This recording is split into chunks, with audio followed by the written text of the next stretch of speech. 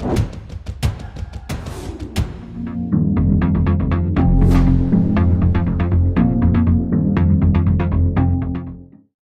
welcome to this episode of the Martial Truth Podcast. My interview with Robin John Price. Robin is a longtime martial artist, a law enforcement background, a student of Robin Redfeather and Apache Knife, and also has trained extensively in the Celtic martial arts tradition, both Irish and Scottish traditions. So I thought it'd be kind of cool to maybe expose the audience to non-Asian martial arts and talk about that. All right, so hopefully you'll enjoy the interview. As always, please click that like, share, and subscribe button. It helps a lot. The channel's growing. Subscribers are growing very fast now, and I really appreciate all of you. All right, I will be in New York teaching 4 days of seminars from July 31st to August 2nd. Those spots are filling up, so please, if you're interested, reach out to James Waller, the owner of Seishinkan West, and I'll have his contact details in the description, as well as links to Robin's website and some of his contact stuff. As always, appreciate you all. All right, thanks for all the support, and here's my interview. Robin John Price, welcome to the Martial Truth Podcast. So you train in Celtic martial arts. Obviously, your background is far more extensive than that. So why don't you give us a little bit about your background, and then we'll talk about the Celtic martial arts traditions you train in. Okay. So first real training was in Hawaii when I was 12. And it was with a big Hawaiian guy. And I'm going to plug into power here while we're talking. Mr. Kanahele. I was a skinny Hawaiian or skinny haole boy that needed a lot of self-confidence and such, because I was I needed help. Pretty wimpy kid at the time, and let's see if I can get this. That's all right? That's good. Okay. All right. So a lot of large Polynesians, and there's always the annual Beat the Haole Day, and so I started taking martial arts. He just called it karate. Okay. Didn't tell me what style it was or whatever. I think it was probably Shotokan. Just remembering some of the forms that we did and such. He had little prints on his carport that we could practice our katas with. He wrapped carpet around the coconut tree for us, like a board. Then my older brother had gotten into wrestling in high school and would come home and practice on me, and I liked that. So when I went in as a freshman, I wrestled and actually made varsity my first year. Okay. And then my sophomore year, my mom was a school teacher. She traded with a teacher in Salt Lake City, Utah. I went there, wrestled there, also made varsity.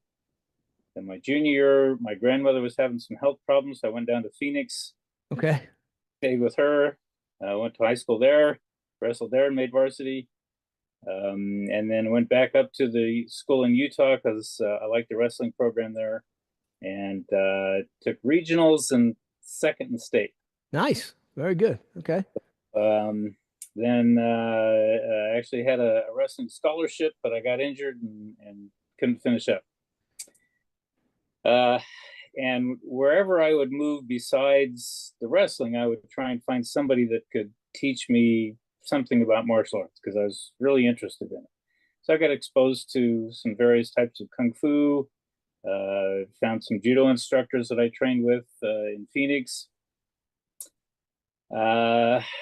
Then after getting married, we moved to Arkansas, and I trained with Leon Sneerly. Okay.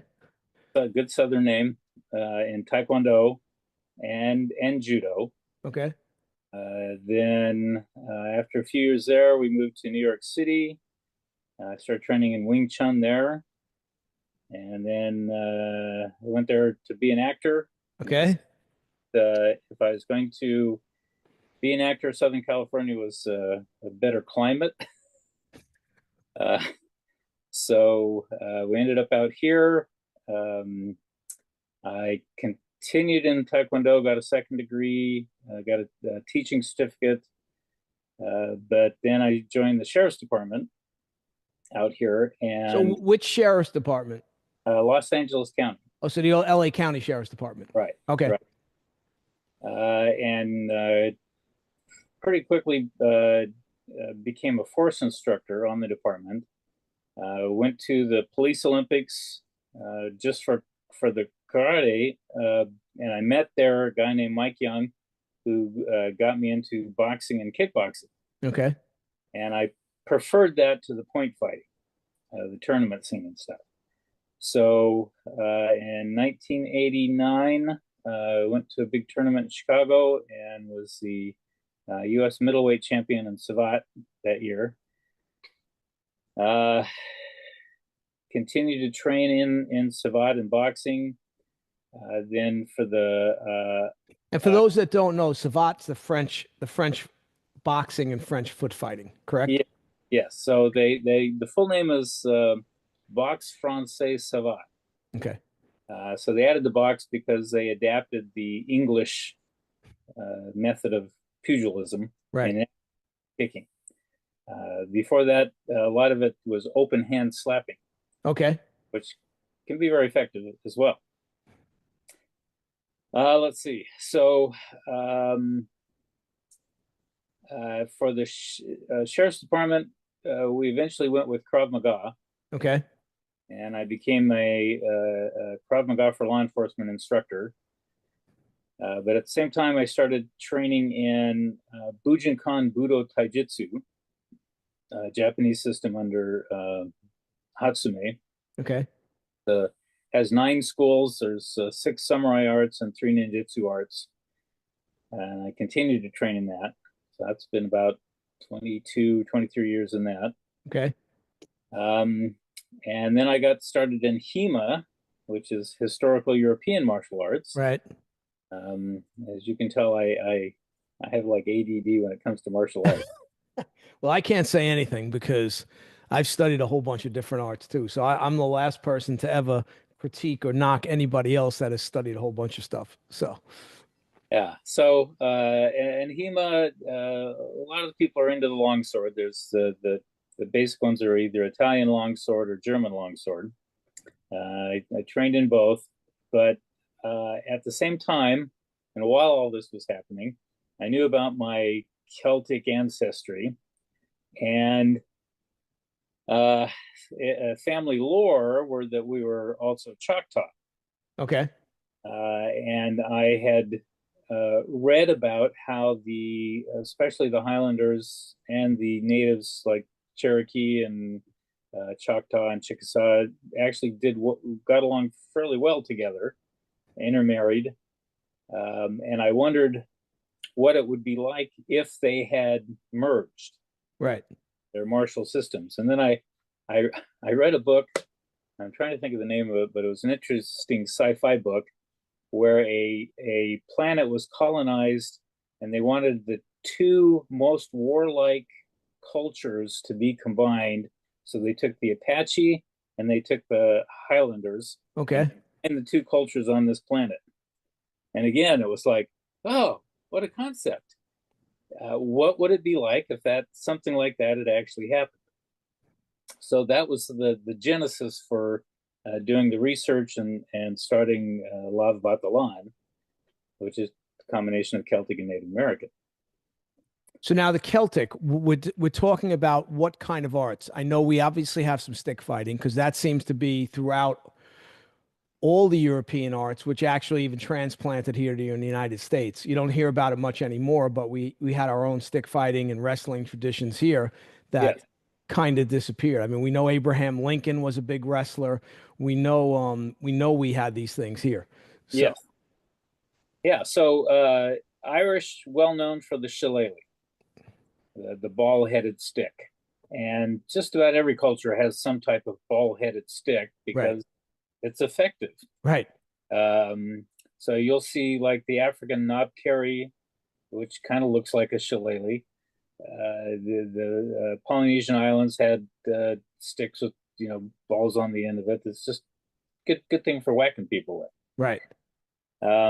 So that's the best known, and the Irish stick fighting has been making a huge comeback in the last 10, 15 years. Okay. You've got two of them that are family, come from an Irish family. Okay. You've got the Doyle system, which is different than what you usually see for the Irish stick, and that it was developed by a boxer, and it was actually designed to fight against the usual Irish stick fighters in a way that they could hopefully, overcome them. Okay. So it's a lot of two-handed techniques, and then you have the Antrim style, which a Canadian guy went to Ireland and studied with the guy in the Antrim County area and learned his family system and brought it back. And now Okay. both of those are worldwide, and you have a lot of schools, and there's other people that are coming forward with uh, different ways of doing it. So now when you say stick fighting, what's the length of the stick in those particular arts? So usually it's about 3 feet. Okay, so it's 3 feet. Yeah. So think of a hanbo, Right. and even the French systems, and there's a number of different French systems, all about about a walking stick length. Right. So then they're usually about 3 feet, kind of depending. Well, even in I studied Shindo Musuru Jiu-Jitsu for many years, and they have what's called the Tanjo, which was only developed post Meiji Restoration in Japan because when they were transitioning from samurai to non-samurai, you had a lot of Japanese starting to dress as Europeans. Yes, and so a walking stick was required. So the masters of Shindo Musuru in that time period created a set of kata for the walking stick versus the samurai sword. Yeah, So I'm familiar with that yeah, style. it's fascinating. Yeah, I mean, I talk about it all the time, and when I do self-defense seminars, I always tell people, what weapon came first, the rock or the stick, right? And it's really right. Who knows, right? But I mean, they're both readily available no matter where you're walking around, right? And obviously, the stick is more versatile. And you see, pretty much every culture has some type of stick fighting, you yes, know, which is fascinating. And then depending on the culture, how it develops. What else within that culture makes it develop a certain way, whereas another stick fighting art develops completely different because of what's going on in that culture, like the Shindo Musuru, short stick against the samurai sword, right? So, but they already had systems like the hanbo and the jo that had been used against right, samurai. right, right. So it wasn't exactly a new thing. They just No, they just adapted it from a new type of style yes, within the culture. Now they're using this European style walking stick as opposed to the 4 foot long Joe, you yes, know? So, yes. yeah. Yeah, and it's so the Irish used the stick fighting as a form of training so that their young men would have some type of uh, fighting skill if they went to war. And unfortunately, you had the faction fighting, so it was like one town against another, and people would get killed, and it'd go to court and say, well, if his head was that thin, then he shouldn't have been out there in the fight. So that's what the Irish became known for. The Scots also had a stick fighting system, but it was just based on sword work. Uh, Okay.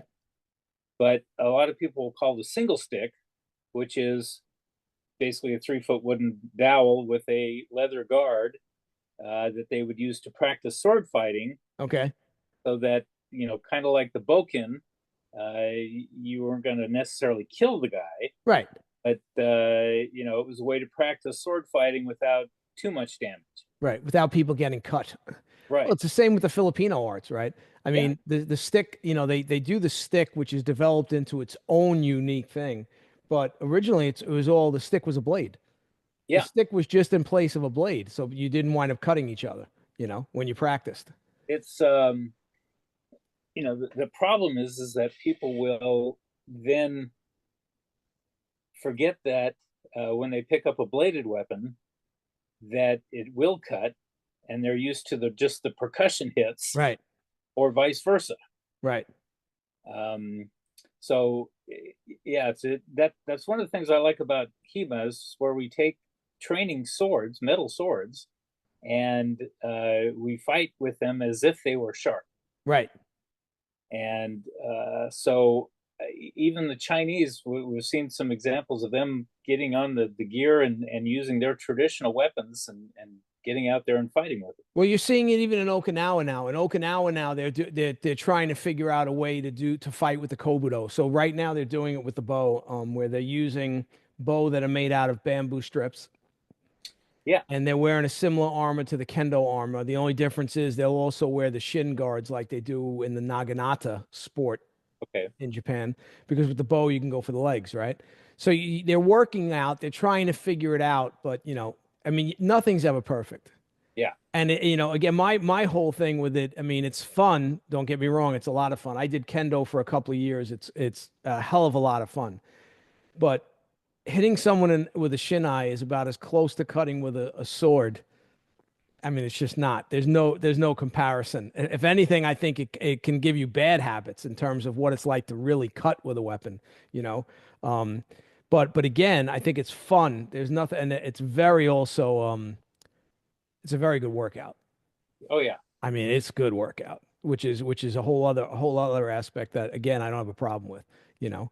So what else within the Celtic tradition? I mean, there's a wrestling tradition. Yeah. So there's also Irish collar and elbow. Okay. So it's a fixed grip. So Okay. you grab that grip, you can't like reposition yourself for the Okay. So if you think of the many judo Right. technique or Right. from that grip, Right. all of those will work in the collar and elbow world. Okay. Uh, the people who would watch it called it fist fighting with the feet, Okay. because you're maneuvering to sweep, to trip, to throw, all of these, and some of the areas would you know what purring is? No. Crazily British custom of shin kicking, Okay. and so they would wear heavy boots and pad their shins with hay and stuff. But it's basically you just keep smacking the guy until you either can knock him down or he gives up. Right. So for the Irish collar and elbow, they said no, that's not what this is all about. Okay. That's different. So they would wear soft shoes Okay. so that it was the technique and not just brute force. Okay. And you couldn't bend over like you would in some wrestling styles. Okay. Face, you needed to stay pretty erect while you were doing it, and maneuver the person into the throw from there. So it's again, if you've done judo, you would probably do okay in that. Well, even in certain types of collegiate wrestling, Greco-Roman wrestling, you'll see the hands start behind the guy's head. Yeah, yeah. So that looks very, it's fascinating to me. I mean, because when you look cross cultures, wrestling is number one. Oh yeah, every culture has And even people don't realize that in China, the predominant martial art originally was more of a wrestling style. okay. The striking arts came into prominence much later. So it was originally much more of a wrestling type thing. And again, you look cross culturally. I mean, look at Mongolia. Look at the wrestling traditions they have. Yeah, The Japanese, I mean, sumo's thousands of years old, right? You come to the United States, the country's not old, but we have a pretty robust wrestling tradition.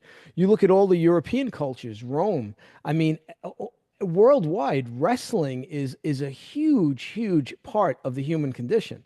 In modern times, we seem to have gotten very caught up in the striking arts, um, but the wrestling has always been there. It always will be there. It's never going anywhere. Nope, nope. So, It's it's a way for humans to vie against each other without too much damage. right, And you'll see little kids just grab right, each other and start moving right, around, right. and it's just yeah, a universal thing. Yeah, I mean, even in India, India has a huge wrestling Oh yeah, tradition. oh I yeah, mean, it's huge. Um, and again, it just goes to show you that I jokingly say it all the time. The one thing we're good at human beings is figuring out ways to harm and kill each other, right? But sadly, that seems to be something we're really good at. yep. But the wrestling is always fascinating me. I mean, it's funny when I was in high school in New York, and now the high school gym programs they barely do anything, right? But when I was in high school, I went to an all boys school. It just turned co-ed when I went. So I think we had two girls in a school of all guys, right? Oh, poor Yeah. girls. Yeah. And you know, every month we had a different thing we had to learn. One month we did weightlifting, one month we did gymnastics, one month we did wrestling. And I remember we had to actually wrestle the gym teachers. So at one point, we're fighting full grown men as teenage boys. And, it was great. I mean, you got to actually mix it up and get in there. And, now in modern times, you don't see a lot of that. Oh, no, we can't have them do wrestling because, that might promote violence or that might promote this. Meanwhile, I feel it's the actual opposite. I think when people are able to defend themselves, they're less likely to look for trouble. You know, Yes. they feel confident in themselves. I don't have to, not to mention that, they always worry about bullying and stuff. Well, if the kids could defend themselves better, there'd be a lot less bullying going on in the schools. Yeah, yeah. It's like in Japan, for PE, you do Right. either judo, karate, Yeah. kendo. Yeah. It was mandatory. Yeah. Yeah. you know and again it's great. I mean, and again, we're talking about our society now, which has a huge overweight issue, especially with children. I mean, it'd be really something good to get that kids back involved and get them more physically active in all kinds of stuff. I mean, I'm lucky out here in Arizona now. That's the one thing I've noticed with a lot of the kids. They're a little more physical out here than they are in like New York City, you know, because they're limited. Out here, they're doing a lot of outdoor things, whether it's riding horses, whether it's doing this. Where in New York, you're kind of stuck. You can't do a lot of those outdoors activities. Yeah, the stickball in the street, and Yeah, I mean, I don't even know how much they're doing that anymore in New York City. So did the Irish have a sword tradition? they did, um, but it goes back uh, more into the medieval time. Okay, So you know, as small as an island as it is, they had a lot of different kings, and the kings would hire Scottish mercenaries. okay, They called galloglass, okay, and these were they wanted big dudes. right, These were usually Viking descendant, along with Scots, and so they would hire them to come over and help battle their wars, and for pay they would give them land, and so a lot of them settled there in Ireland, and they had for a pommel they called it a ring pommel. So instead of a heavier pommel like a lot right. of kind of counterbalance things, it was just a ring, and the sword was designed a little different, but it was basically a long sword. Okay, So double-edged. double edged. Okay, The Scots, they had, in medieval time periods, they had the claymore, which is more of a great sword usually than just a long sword. right. They also had a half flang, which is an arming sword, which is more of a one-handed sword that you would use along with a shield. Okay, And both of those had the distinctive Scottish um, crossguard that okay, kind of like that. But eventually, the Scots adapted the basket hilt sword, which had been around a long time. The English had them. The Italians had a version, but eventually, it everybody went more with the saber, and the Scots kept the basket hilt. Interesting.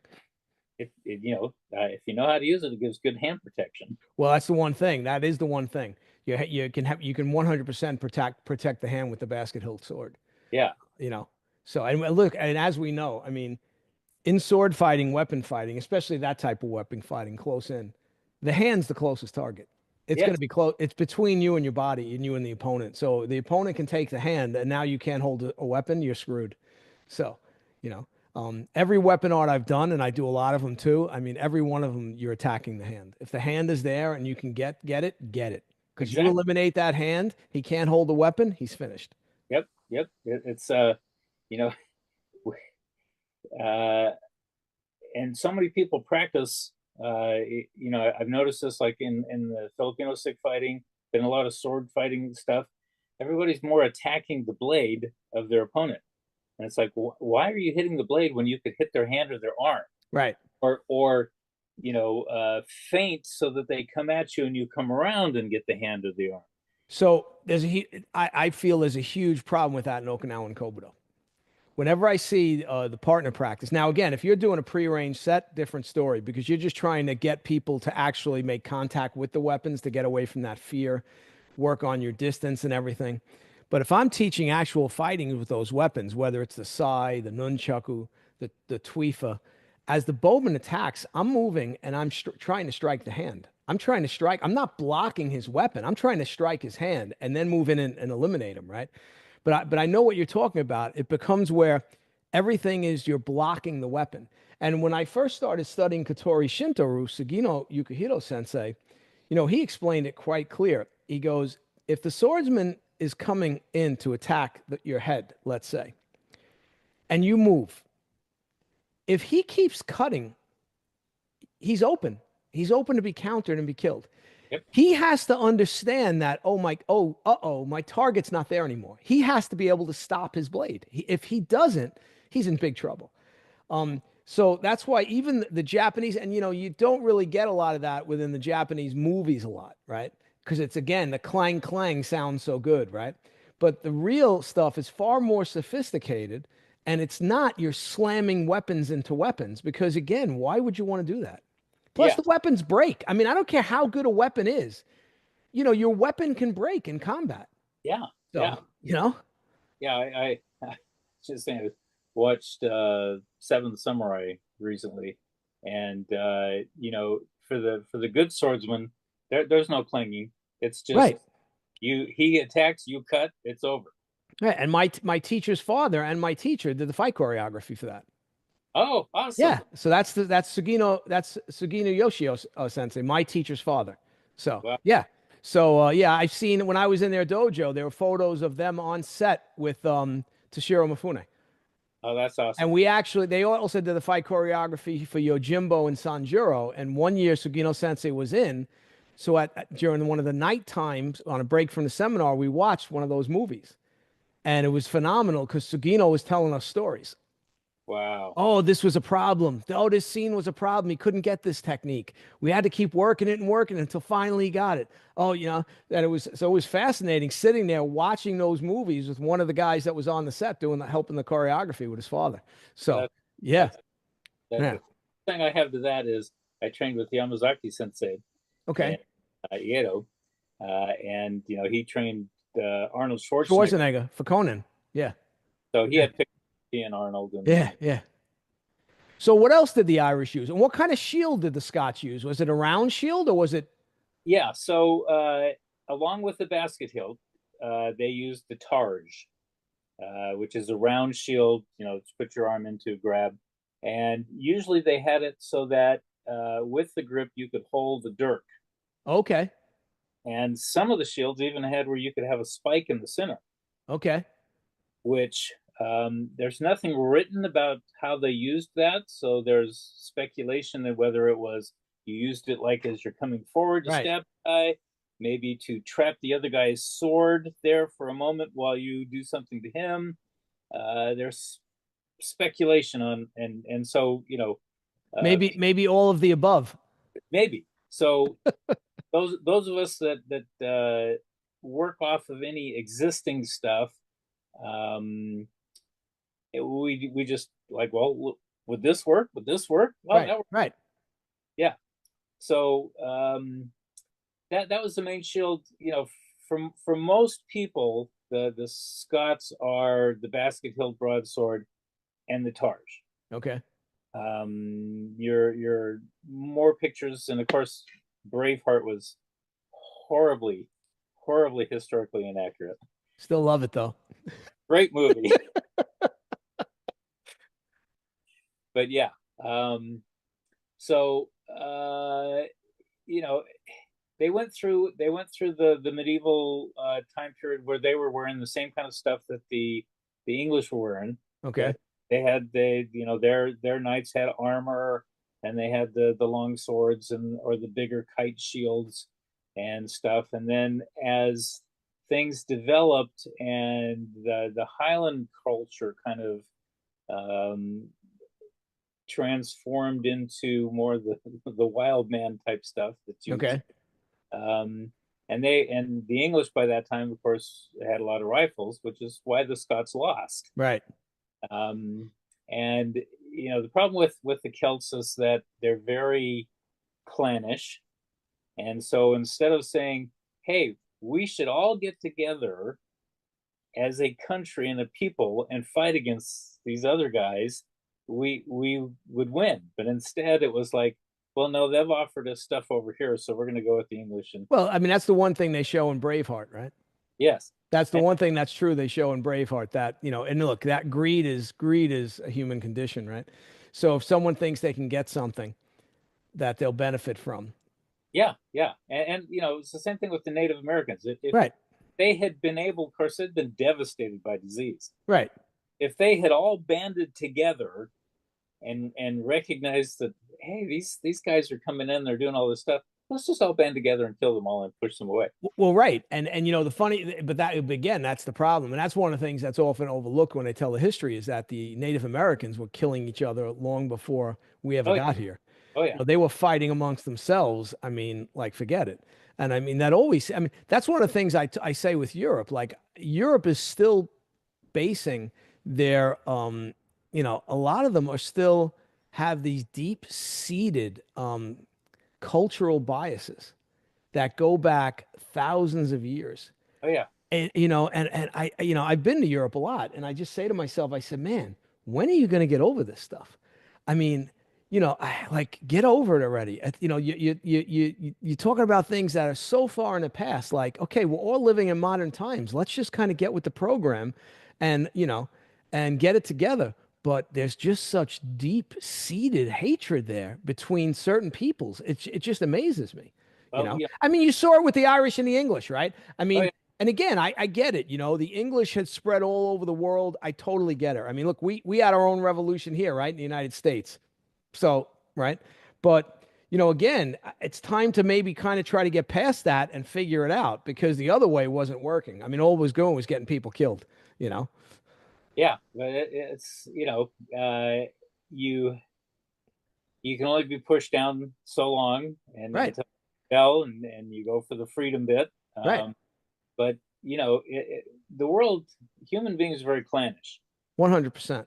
And so it's been, well, going back to, say, Native Americans and the early settlers. And the settlers were the same way. Well, one of these settlers was killed by an Indian, so they would just go out and kill any Indians they could find. Right. Not looking for the specific guy that did it. Nope. And then the natives would go, "Oh, well, these guys killed some of our people, so we'll just go wipe out this, town." Right. Right. And well, no, it was these guys over there. It doesn't matter. Right. So. Well, it's that fear too, right? Fear does amazing things to the human mind. Yes. Fear does amazing things to the human mind. So, and it makes humans do things that they wouldn't normally do. I mean, we saw that in law enforcement, right? I mean, fear will make people do things where you'll be like, wow, I tell people, some of the techniques that I'll teach will work unless they're under the influence. And you can be under the influence of alcohol, drugs, anger, fear. All these things affect your thinking and how you're reacting to things. And if you can't figure out a way to diffuse the anger and the fear, it can be just as bad as if you're going against a guy on PCP. Yeah, 100%. I mean, look, you see stories of a mother picking up a car off a child. Yeah. I mean, so the human body, when certain conditions are met, can do some pretty amazing things. Yeah. So what about dagger, knife with the Celts? Okay, so both the Irish and the Scots had a long dirk. Okay.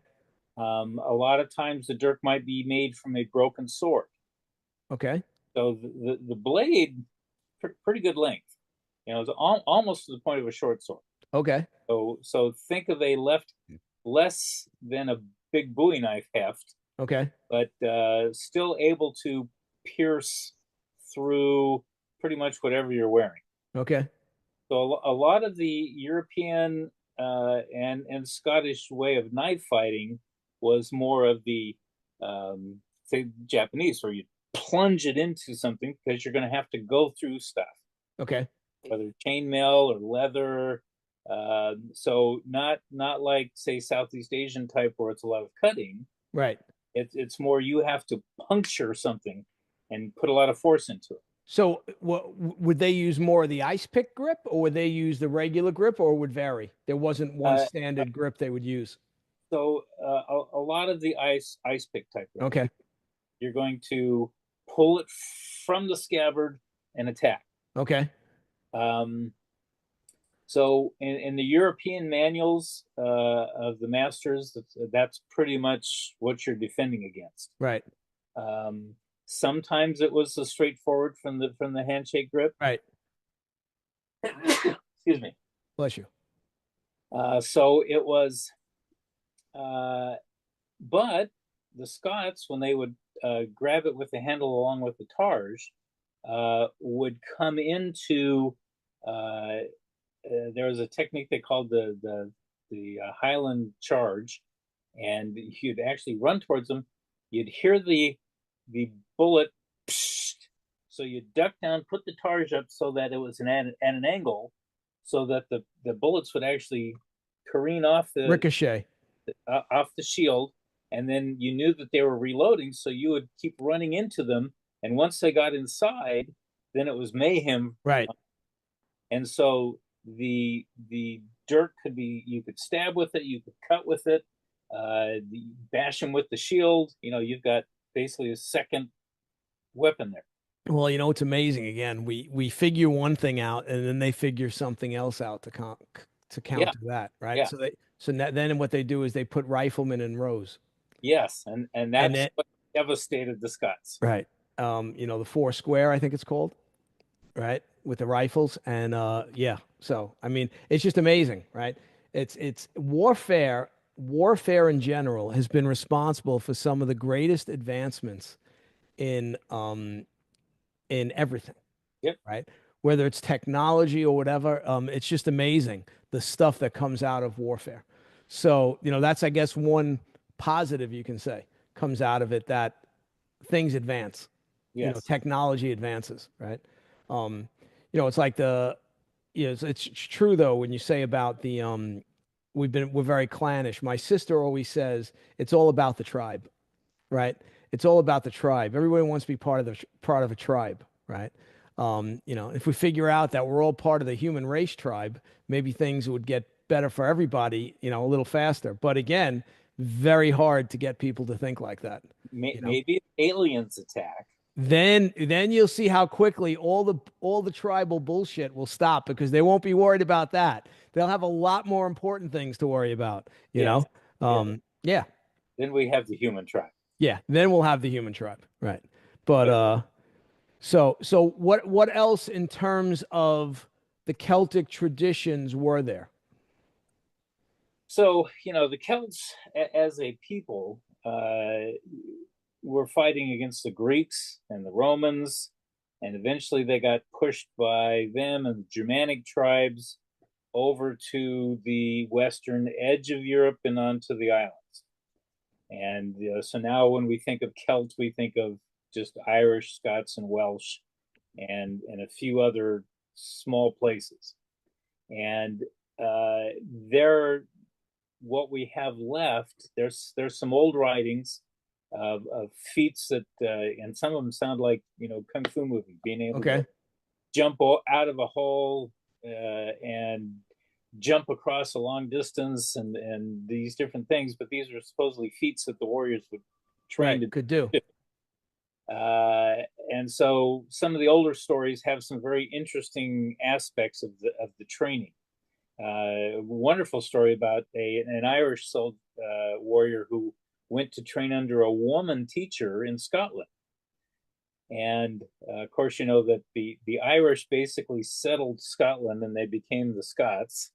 And the Scots fought with the Picts and eventually intermarried and with the Picts. And then the Vikings came in and intermarried with the Scots, and some of them became Scottish clans. So you have a lot of intermixing of cultures and ways of fighting. Right. I think that the Vikings brought the axe in, and the Scots adapted that. And the Galaglass that I talked about earlier, they had a big war axe that they used. So again, the problem is having to extrapolate what their enemies wrote about them, right, and how they fought, and then try to recreate that. It's like if I wanted to recreate being a Roman gladiator, right, there's a lot of writing and pictures about that. Right. So that at least you have something to work on. Well, it's like even with the HEMA, you have a lot of manuals, combat manuals that have survived that are excellent. I mean, look, I have several of them over there in my library right now where we're sitting, right? And they're very clear. The techniques are pretty clear in there. Yes. So it's kind of you can figure it out, especially if you have some previous martial arts training, But not every culture was so great at keeping records. That's what part of the problem is. Or having a written language even. Right. That's another one. So that's the same problem with trying to recreate how Native Americans fought. Right. I'm having to glean through the Spanish explorers and how they described how they fought. Right. Jesuit priests up in Canada who kept very good records. Like there's this one set of like 150 books. Okay. Jesuits kept. So trying to track through those and find references and stuff. But you've heard of Rogers Rangers. Sure. How they adapted the native way of fighting and moving, and to what they did. So we get glimpses of it, and little stories here and there of how they fought. There's even examples of Native Americans doing against each other, kind of like how the Europeans did, with big lines of troops and coming against each other. Right. And usually you think of Native Americans hiding behind the trees and shooting and stuff. Right. Which is how they fought against the Europeans. Right. But they actually did the line fighting as well. Yeah. Yeah. Again, I think every culture does similar things at some point within its history when it comes to combat. Yeah. It's interesting because some arts are designed for single person combat, where the two armies would meet and then they would pick champions. Like in India, Kalaripayat, that's one of their martial arts, and that's what that's designed for. That was created for a champion to go out and face another champion, and whoever won, well, that was it. This way, not so many people would die on the battlefield. Yeah. So better way to determine the outcome. Yeah. And then you even see that in the Bible when David defeats Goliath, right? Exactly. They're each representing two different armies, right? And David defeats him, and that's it. They call it a day, right? But it's fascinating. What about did they use sound at all? Did they use vocal techniques, certain types of yells to frighten the enemy? Was there any component of that when they fought? Yes. So you have descriptions of the Picts Okay. fight naked basically and Right. paint themselves Right. blue. Right. Just screaming the Scots as they're doing the Highland Charge. In fact, in World War I, the Germans described the Scottish troops as the screaming ladies from hell because they were wearing the kilts, so they Right. called. Right. But they're Right. Right. Right. attack using that same Highland Charge type of effect. Right. So I'm sure that some of the different clans had battle cries. You know, yelling the name of their clan as they would come into battle. Native Americans, of course, used battle Right. cries. Right. So I would say that pretty much any of the Celtic groups had. Now, of course, the Scots and the Irish used bagpipes Right. and drums, Right. and the ancient Celts had a, can't think of the name. It's like a horn with a 6 foot long tube going up to it looked like a pig snout, and Okay. when it blew on it, the snout would move, and it had like this really eerie I've sound. heard it. I've actually heard one of those. Yeah, Yeah. yeah. Yeah. So It's pretty intense when you hear the sound. yeah, imagine marching through the forests of Europe as a Roman and hearing that, and then the drums start, and then the Right. Yeah. very, It's psychological. yeah, Really psychological. I mean, because if you can psychologically impact the enemy, I mean, that's half the battle. oh yeah, yeah. You know. And so when the Scots came with the British armies over to the Americas, and they were fighting against the Native Americans, the pipers are always out front, Right. but natives would go, they'd let the pipers go through because they were blessed or magic, Right. Right. and then they'd attack everybody else. Right. Yeah, it's fascinating that when you look at the various cultures and their martial traditions, um, there's so many similarities, yet there's so many differences, right? Yeah. And one of the things that I've been saying for years, right, is because the Japanese were so good at recording everything, right? Yes. They recorded everything, okay? And they maintain their traditions. It's just the way their culture is, right? Whereas, in the West, we didn't do it as much. And then you had HEMA, probably 30 years ago now, 40 years ago now, start to really take a hard look and realize, hey, we have all these fencing manuals.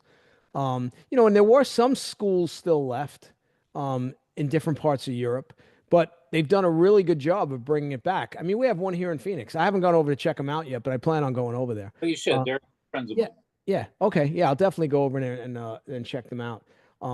But I think it always makes me laugh where we kind of look at the so-called European martial arts or the Western martial arts as taking a back seat to the Asian martial arts.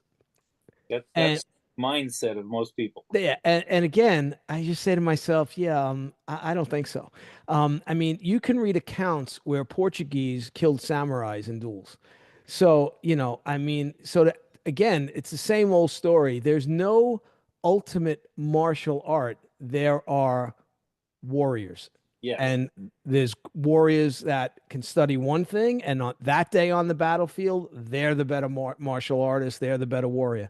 But to have this idea that a group of arts or one particular culture's arts of martial arts are better than another's, I think is a very, very foolish road to go down. I think you look at all these cultures and these martial arts, they're all good. They're all serious. Um, you know, I mean, the Europeans were traveling the world by Yes. ship. Okay. If they couldn't handle themselves, they would have gotten wiped out a long time ago. Exactly. Okay. How many times did the Asia come in and try to invade Europe in ancient times, and the Europeans stopped them. So again, it's just that sadly we didn't maintain the traditions that we had in the Western arts like they do in Asia. Yeah, You know? well, we got the gun. It's like, what do you need this stuff for? We got Well, guns. that's the other thing. Once the gun came along, a lot of the other stuff kind of fell by the wayside, you know. Yeah, Which, you know, again, I get it. It's, you know, it's progress. We have it in everything, right? yeah. You know, I mean, me and my wife talk about it all the time. I mean, I remember the first computer I got was a Radio Shack Tandy computer, Oh, yeah. I right? used to sell those. Yeah, and I mean, I got one of those in the early '80s, and it was like, oh my God, right? And now this thing I carry in my hand can do 1,000 times more than that thing ever Oh, yeah. could, right? Oh, yeah. And it's just amazing when you see how the technology goes. But you know, it's funny because it's always going to boil down to, though, sometimes at some point, two guys just having to duke it out. Yep. So also in the Irish are pretty well known for bare knuckle boxing, Okay, and bare knuckle, you know, the old pugilism, right, all bare knuckle until they started wrapping the hands and putting gloves on, which is actually more dangerous for the fighters, right, as you don't have to worry about breaking your hand. right, I can hit you right, as I want to. right. So bare knuckle is a different way of fighting, and you know, it's like when I was doing karate and taekwondo and stuff like that, you didn't hit to the head. Right. That wasn't part of the tradition. Yeah, in Okinawan tradition, it is. Okay, So in the Okinawan tradition, we hit to the head all the time. okay. Yeah. So we kind of cheat a little bit in that the French claim part of their descent from the Gauls, and the Gauls were Celts. Right. So for most of our unarmed fighting, we take the early savate, which is called Defense dans la rue, or Defense in the Street. And that was developed from both the gangs of Paris, which were very dangerous at the time, and the early elements of savate, which were not all the high kicks that you see in the you know, fighting stuff. Right. It's all more low kicks designed to break legs and ankles and knees, and because, you know, if you're fighting on the street in Paris on the cobblestones, you don't want to be doing high kicks. Well, yeah, not only that, if you take the guy's legs out, if he can't stand, he's in trouble. Exactly. Any martial art, you take the leg away. Yeah, yeah. So we take that fighting system, because both my partner and I, Morgan Ferry, who developed La Batalon with me, we both trained in savate, and he actually had the opportunity to go to France and fight. Okay. And meet a lot of the head guys there. So we both really liked this system, especially the older system. And the newspapers there started calling the gangs the Apache, which is spelled Apache. Oh, okay. You know, they were fierce. Right, like right, Apache. right. So, you know, I trained in Apache knife fighting and part of the Apache. Well, you know, it's interesting, right? Because you talk about the gangs, right? Even in Scorsese's film, The Gangs in New York. Yeah, yeah. You'll see the shillelagh used, right? Yep. You'll Yep. see the knife fighting, right? You'll Yep. see the hatchets, right? What, So it's fascinating, right? yeah, whatever worked. Yeah, yeah. So, you know, but so what are there? So are there any other traditions that you're looking into? I know you do the Apache knife fighting, which we talked about when we had Robert Redfeather on. You were sitting there also. Are there any other European traditions that you're looking at? Well, we've looked into we kind of take it from mostly from when the Celts got here to the Americas. Okay. So there's rough and tumble fighting, Right. which was brutal stuff. Right. You know, nose biting, ear biting, Right. eye gouging. I have a book, I think, titled Rough and Tumble Fighting that was Yeah. published in yeah. So yeah, and in that book it shows all different stuff. Yeah. Yeah, brutal stuff. Yeah. You've got Bowie knife fighting. Now the thing about Bowie knife, though, that's more dueling. Right. So the descriptions and lessons and stuff about the Bowie knife are more geared towards, you know, it's basically a short sword. Right. So more of a dueling. Whereas Apache knife is cut and move, and, you know, wound him and get out of there. Right. Not stay there to try and Right. fight it out. So you know, We haven't found another tribe that was known for the knife. Okay. They of course had them, but mostly what you hear about, especially the Eastern tribes, was either the war clubs, bow and arrow, or an axe of some type. You know, Well, tomahawk. you talk about the war club. I mean, Ufa, Ufa. I mean, you get hit with that, Oh yeah, your day is over.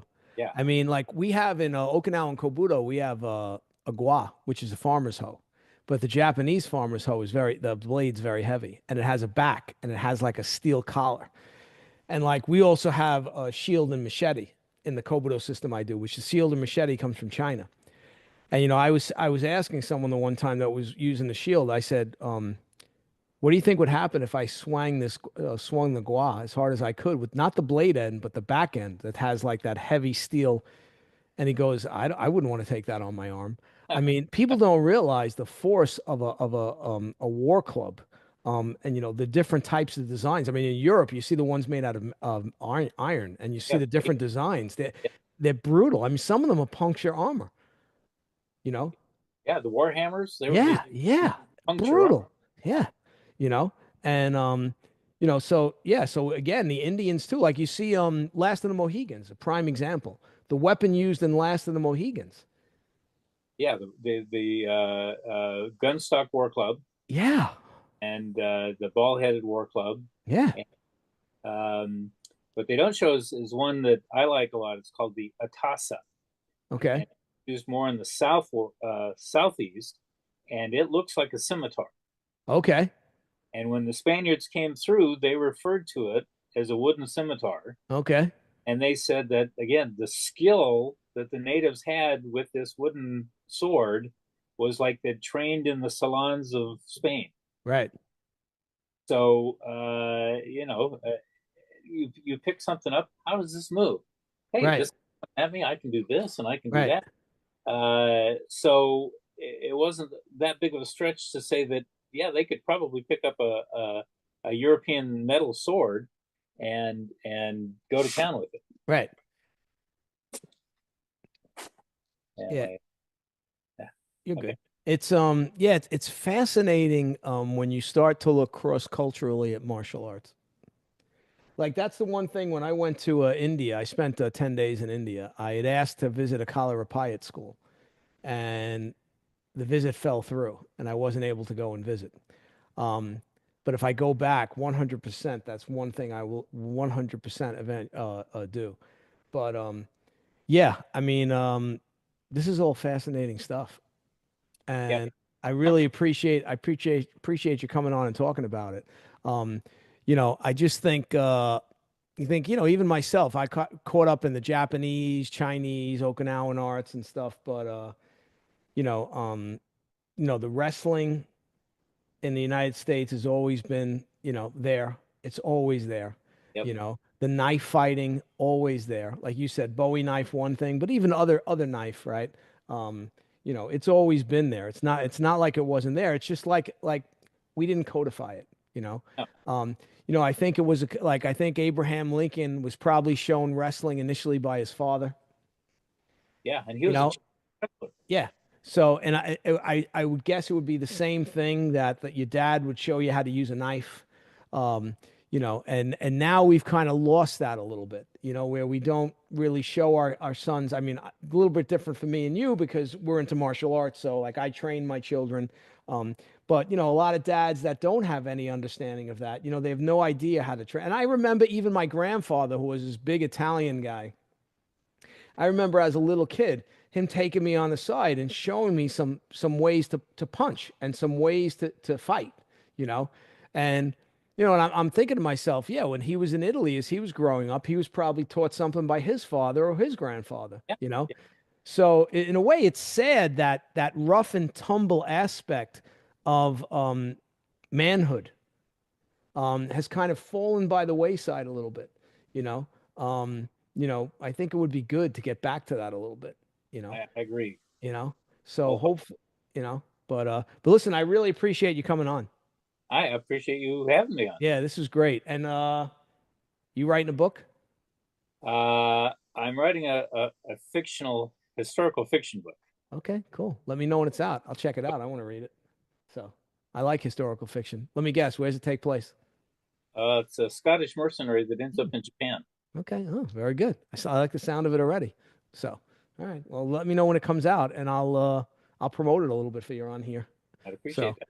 but yeah. So listen, I really appreciate you coming on, and I'm sure we'll be in touch in the future. Sounds good. Thank All you, right. Mike. Take care, Robin. All right. Bye All bye. Hope you enjoyed that interview with Robin John Price. I really enjoyed talking to him. Interesting aspects when looking at the martial arts of different cultures. Again, if you liked it, click that like, share, and subscribe button. Consider becoming a monthly member. There's a lot of videos up on the members channel. And I appreciate everyone, and I'll see you in the next podcast. Take care.